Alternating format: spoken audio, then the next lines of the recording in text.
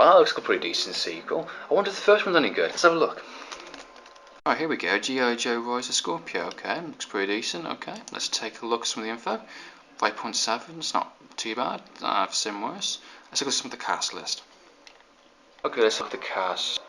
Ooh, Christian Anderson, Doctor Who, Charlotte Gray, 20 Days Later. Awesome, awesome. So look. Ooh, Channing Tatum, 21 Jump Street, Fighting. Wow, good movies, very, very good. Justin Gordon-Levitt, Looper. Wow. I'm sold. I've got to watch this bad boy. I mean, how bad can it be, really?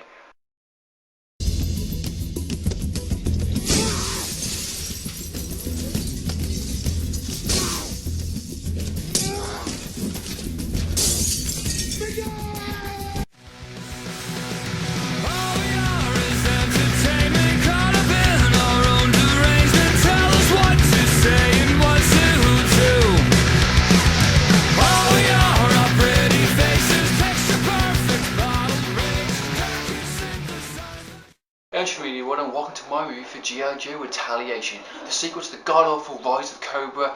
Luckily, this movie pays off in so many different ways with decent action scenes, ninja fighting, lots of really cool one-liners, and some good kind of light comedy in the movie. So let's take a look at G.I.Joe Retaliation. Why did you black out the sun?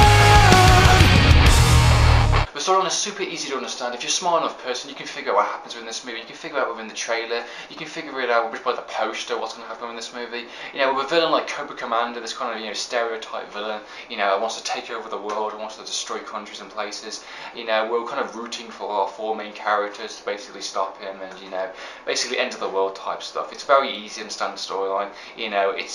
It's based upon a cartoon series and an action series, that was called the G.I. Joes. So, it's for kids, made for kids. But this movie has a bit more of a kind of adult tone to it, a little bit more. You can take your kid to this movie. I think personally, I think you can have a 12-year-old kid with this movie, and if an adult person like myself can actually enjoy some sort of satisfaction, some kind of hidden jokes from there here and there. So storyline is for basically for kids and for adults. Unlike the first one, which is basically saying America, but taken literally too seriously. It's basically Team America, but taken seriously.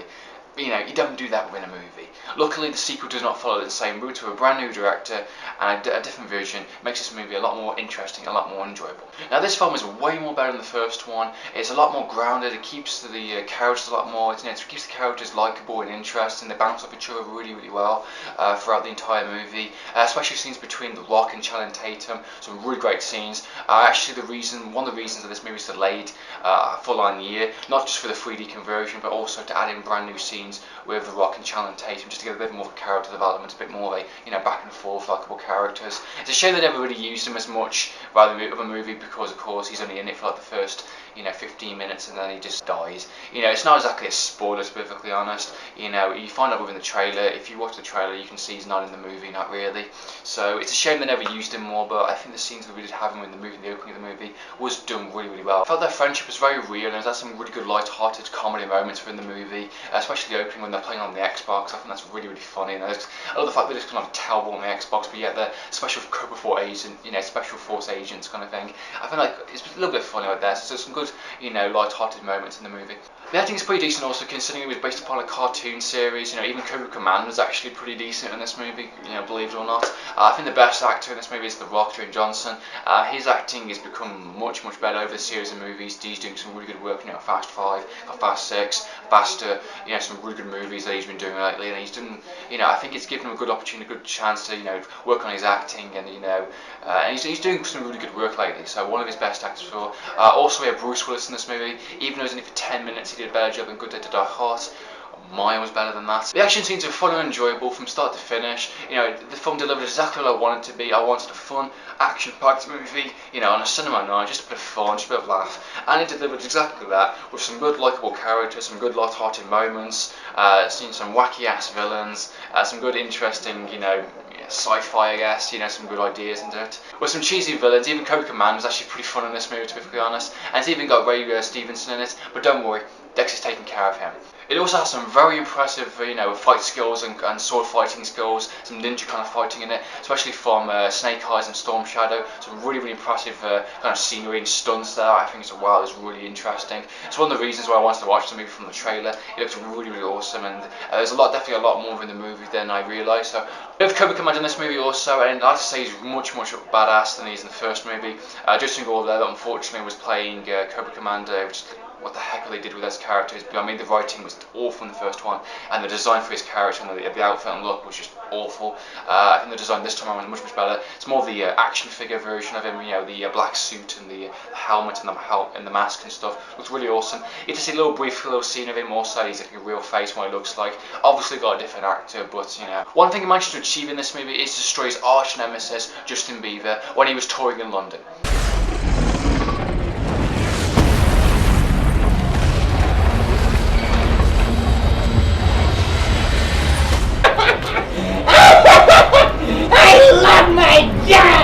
G.I. Joe Retaliation is exactly what it is in the tin. It's a fun, action-packed movie with likeable characters, some cheesy-ass villains, some interesting kind of sci-fi elements to it. The Rock's really funny in this movie also. So is Channing Tatum. So is the rest of the group, because some really hot women also in this movie. Bruce Willis, not the best role he's done, but he's better than some of the movies he's done previously this year anyway so far. So go and check it out. It's a fun action movie that you're just going to enjoy and laugh with and just have fun. So that's my review for G.I. Joe Retaliation. I hope you enjoyed watching this review. Have you seen the movie? What did you think? What do you think of the first movie? I'd love to know your opinions. Comment down below, love to know your opinions. So meantime, as you do, so